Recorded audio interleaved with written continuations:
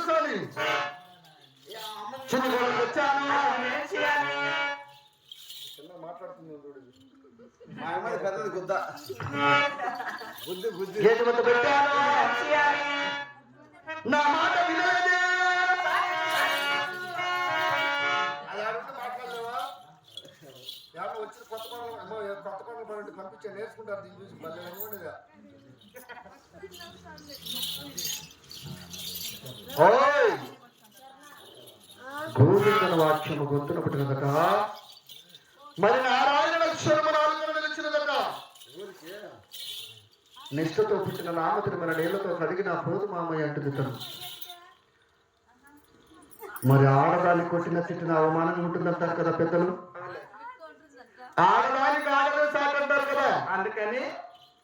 ఈ బాధ్యత నీకప్ప చెబుతున్నా ఎలాగైనా సరే తనకుండా గేటు వద్దకు వెళ్ళి సాధించు తన నష్టమున రామ తిరుమల దుడిపి సాధించు నోరమి చూశారు ఊస్తారు మకానట్టే పెడతా కొట్ట సిగ్గులే వస్తున్నా నా మాట చీర కట్టావా నా మాట వినలే భార్య ఇదివరకు చెప్పాను కదా పట్లే కొట్టినా తిట్టినా ఎంత చేసిన గోవింద నామస్మరణ బరువుదంట సరేలే నా ఎన్నప్పుడు నా చిన్ని కొన్ని పలికిస్తాను నేను మొహం వేసుకుని కొత్త వెళ్ళు పోయి కటింగ్ చేసుకోపో మంగళవారం చూపించినవా పోయి స్నానం చేసి కటింగ్ చేసుకోపో స్నానం చేసి మళ్ళీ చేసుకో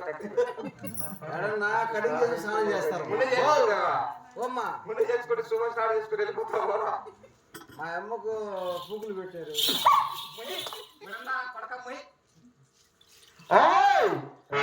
తన ఉన్న గేటు బతుకు వెళ్ళి తన నష్టం రామతిని అతను పండించి మరి గోవింద నామస్మరణ మరిపించి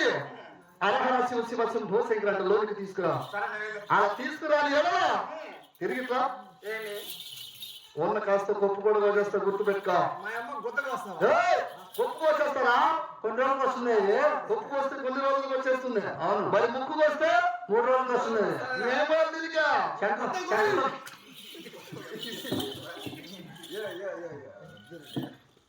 పలికించు రకాల కృషి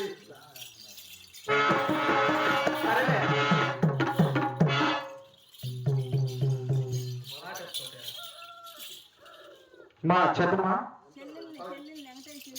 మన వెంకట